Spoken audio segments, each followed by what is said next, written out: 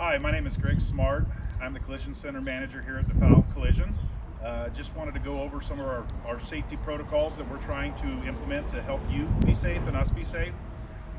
When you come in for an estimate, we ask that you just pull up to our estimating bay door, you stay in your vehicle, you make a quick phone call to let us know that you're here. We'll guide you in, we'll inspect the vehicle, get our damage photos of the vehicle, and then we'll remotely contact you via phone, email, to limit the personal interaction and keep you safe, keep us safe. Also, on drop-offs, same protocol. We'll have you pull up to the dealership, park in a parking spot, give us a quick call, let us know that you're here, and then we will come out and process your vehicle once you've left.